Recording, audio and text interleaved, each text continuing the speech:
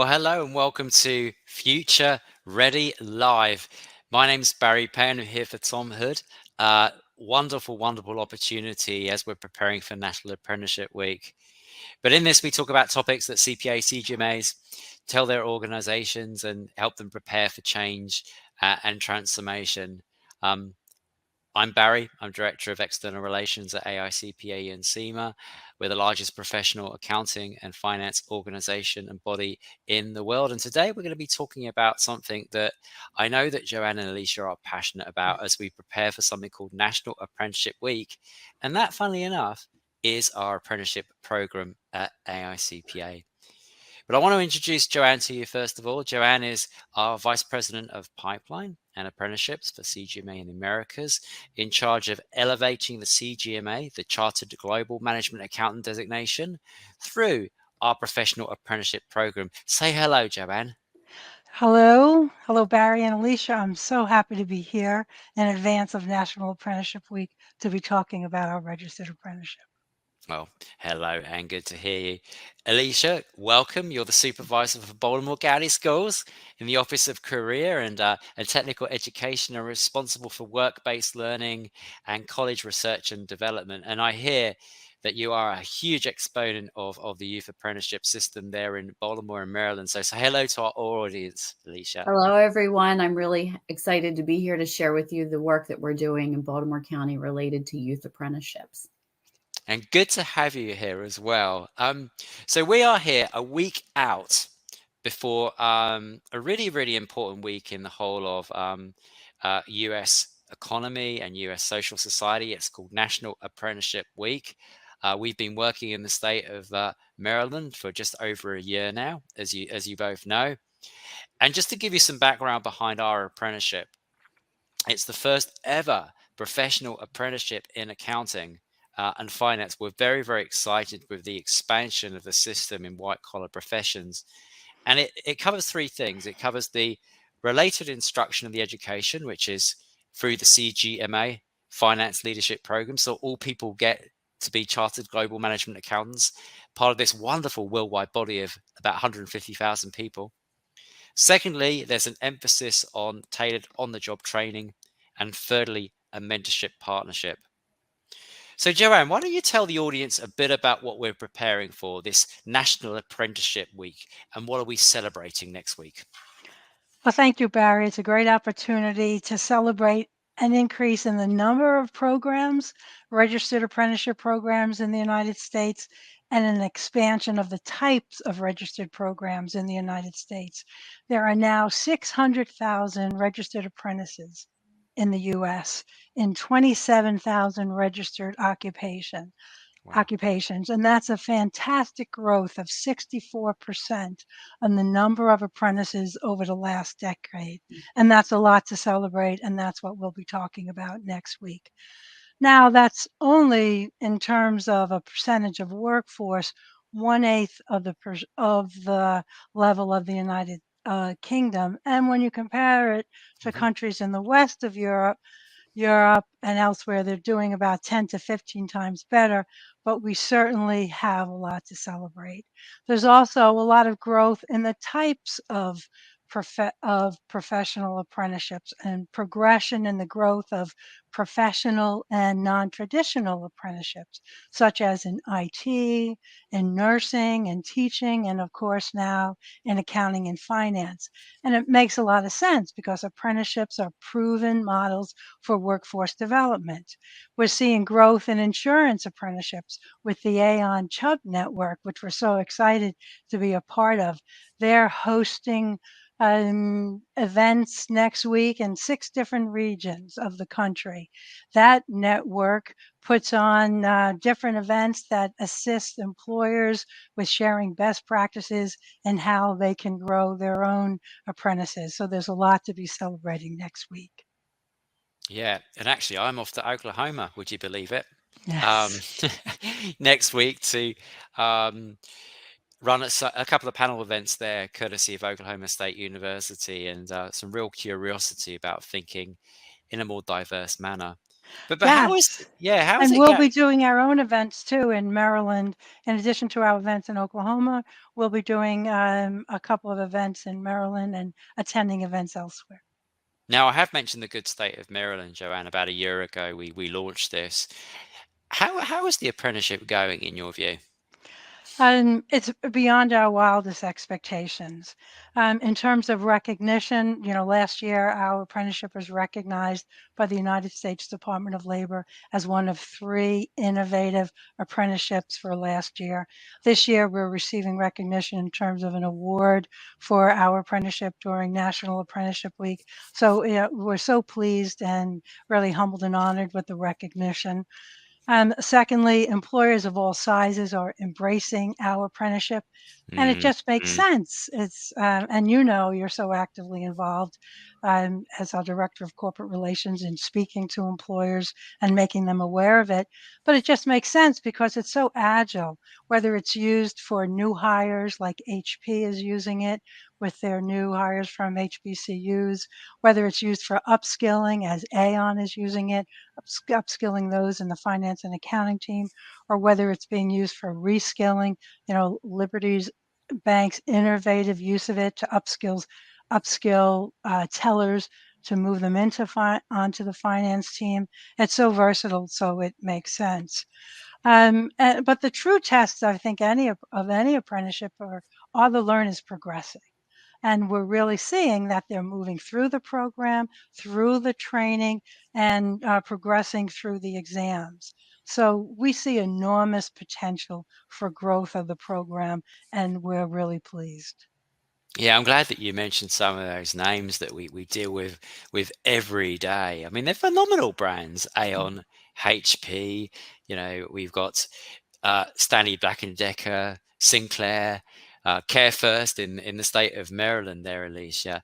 I always think that the CFO of Liberty Bank is probably the standout leader in all of this. His name's Paul Young, and he is the CFO of Liberty Bank, but actually he's known in these circles as the apprenticeship guy. Um, and he's been so versatile in his thinking around this because legitimately it is an upskill play, isn't it, Joanne? Um, Yes. but he's really thought more broadly and thought, okay, well, I want this to be a vision of how I can create a diverse and inclusive team. I want to break the boundaries of where I get talent from. You mentioned like these tellers in these branches coming into finance. I mean, he's so pumped up. He's just hired a military vet.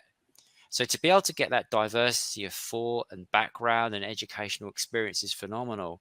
Um, the other thing as well, especially in the state of Maryland and in other areas of the country, because this is a Department of Labor backed Mhm. apprenticeship program, there is funding that's available.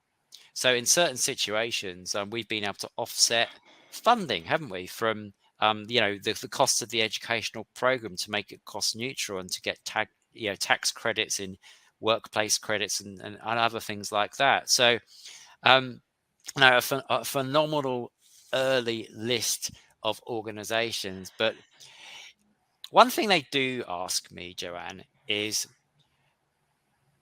they can see that this works really, really well with those 3 fundamental aspects of the education, the on-the-job experience, and the mentoring. Talk to our audience about any paperwork concerns, if any, in terms of registering people. Yeah, that's a great question. Well, it's a registered program and there's funding involved. So, of course, there's accountability. Um, we're dealing with finance and accounting professionals, so they're used to accountability. Yeah, right. They major in accountability.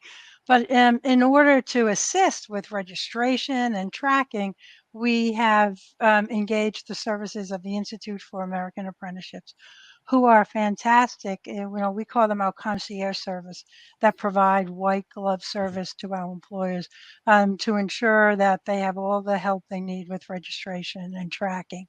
We've received no issues, complaints, concerns from employers that it's a burdensome task. And That's and I good. have to say, Maryland, whom we have dealt with the most, have just been phenomenally helpful, ensuring that it's a smooth process. And Alicia, I'm going to come to you in a second, Mhm. but I'm really desperate to know, Joanne, what's the next what's the next phase for this in terms of our apprenticeship program and where we want to go? Yes. Well, the profession in general, the accounting and finance profession in general, is focusing on having a presence in high school.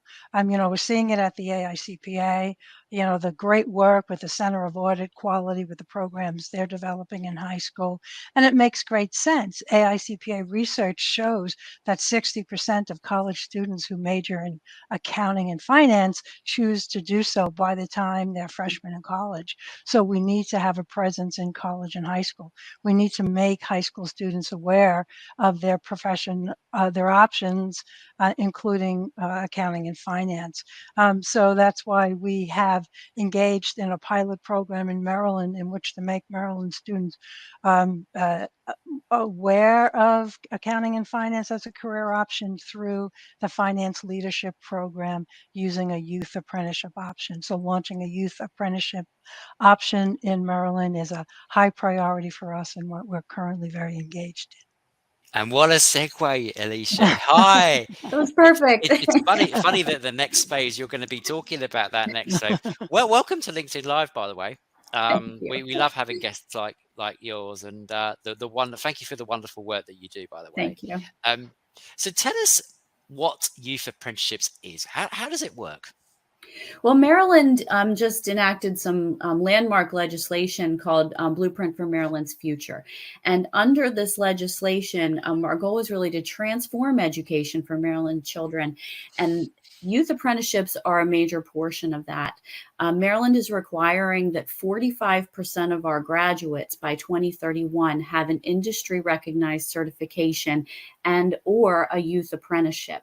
So our goal truly is to have students identify a pathway that they're interested in going into and to understand how they're going to get there. If we can get them started on that pathway when they're in high school, then we've really done our work not only to help the students get started successfully, but also to help businesses build their talent pipeline into employment. So in the Apprenticeship Maryland program, students can begin apprenticeships at the age of 16 with a state-approved employer who's willing to provide an opportunity. So the youth apprenticeships must have 120 hours of related instruction, which can be done through a class in school, through a course at the community college, or through modules that the employer or a professional association is going to provide. And that's really where we're working with AICPA. Along with that instruction, youth apprentices complete 450 hours of work experience paid at least minimum wage under the direction of a mentor. And those apprentices receive credit toward a career and technical education program for their experience, which then counts as a graduation requirement. So we're working to expand, as you mentioned, our apprenticeable opportunities. We began with the traditional trades because the traditional trades are accepting of apprenticeships. This is their normal training model. They have the structures in place to support the implementation of apprenticeships.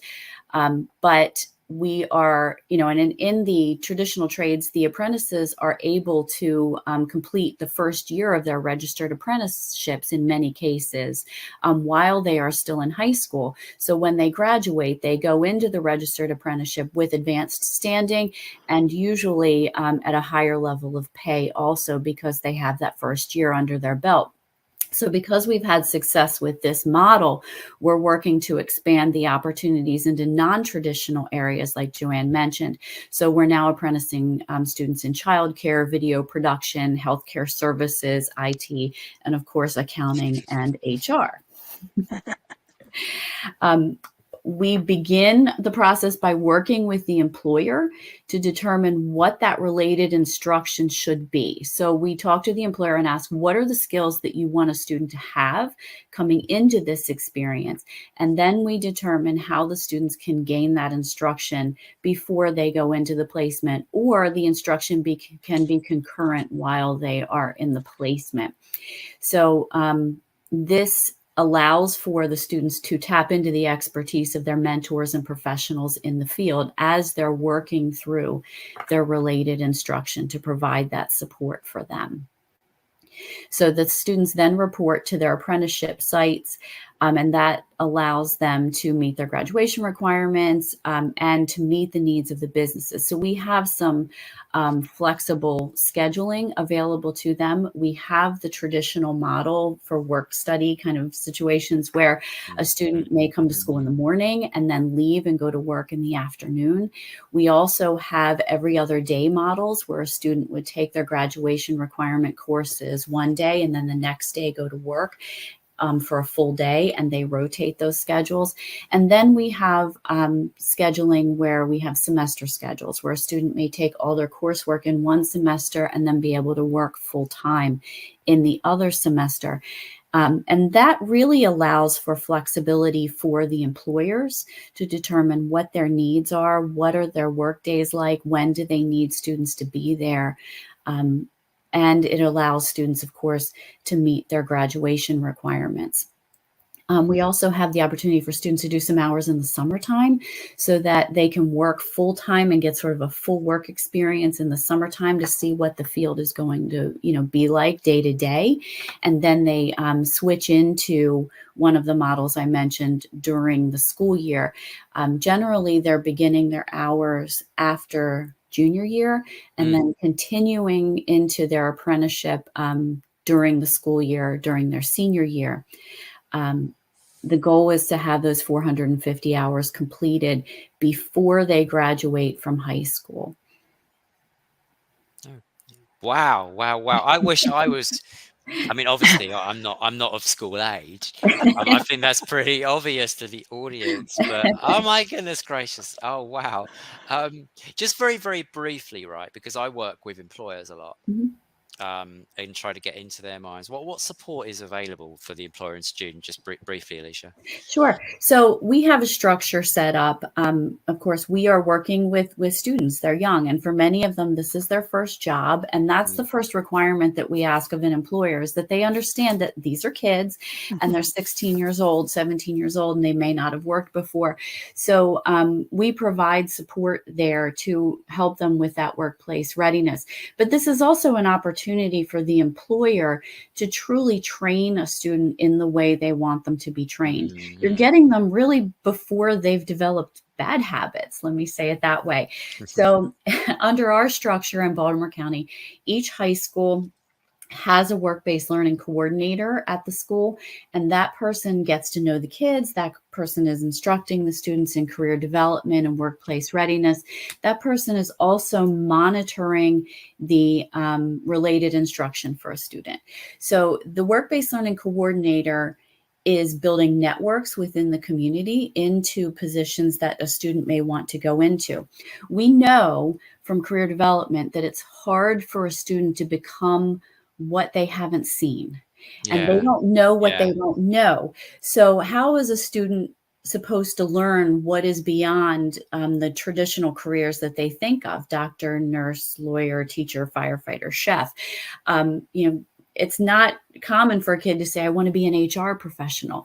So through apprenticeships and through the work of the work-based learning coordinator, we can really help to expand the view of students of what careers are out there, give them a taste of that career to see if it is going to be a good fit for them. And then the work-based learning coordinator is there to help make sure it is a good fit. If the student is not showing up on time, or is on his phone too much, or is showing some issues with initiative or something, then the employer would let the work-based learning coordinator know, and then we're going to provide some additional instruction there. The high school people speak teenager, so we are comfortable working with teenagers. And while that may not be a skill that is on the side of the employer, we know how to do this, and we help to build those bridges to serve as that liaison between the student and the employer, the parent and the employer, the school and the employer, because it all has to be a good fit in order for this to work. I tell you, if there are any teenagers listening right now, hang in. I'm probably not speaking the language that you are, but and also, what a wonderful career opportunity. You see, accounting and finance is at the heartland of business decision making. And so, by the way, so is HR with our professional colleagues there. And it's breaking the boundaries of how you view these type of things as well. Oh my goodness, you have given us such a rundown. I am so excited for next week when we all celebrate National Apprenticeship Week. Some of us in Maryland, some of us somewhere else in Oklahoma. But I just want to thank you before I just address big takeaways and give the audience some things to look at. Thank you very much for spending the time on LinkedIn Live today, both of you. Have fun next week. I think 3 big takeaways for me is organizations are looking at more diverse ways in which they can hire and grow their own. This apprenticeship is a wonderful opportunity to do that. Secondly, it is just as much an upskilling play as a recruitment play. As you've heard with the organizations that we've mentioned, many of them are actually using this to attract new skills, new capabilities within incumbent staff, also retain them and prepare them for the next. That's perfectly fine, as well as in the case of our good friends at Liberty looking, more diverse into the community. And thirdly and finally, guys, the real amazing addition, the enhancement on our apprenticeship program in the youth space. I think this is just a wonderful thing that we're doing in partnership with you, Alicia, and with everyone else within the state of Baltimore. And we thank you very much for sort of bringing us on the journey with you. So without further ado, I'm going to end. I'm just going to say, for more about Joanne, you can follow Joanne on LinkedIn, Fiore, Fiore, get it right, Barry. And Alicia, you're also on LinkedIn, Fales, your surname. In the show notes, there's a link towards our home site for apprenticeships. You can link in with myself and Joanne, and we can provide you with more information directly. Thank you very much. Our next LinkedIn Live will be in a couple of weeks' time, Tuesday at this time, midday. But from then, thank you very much, and have a good day, everyone. Thank you. Thank you.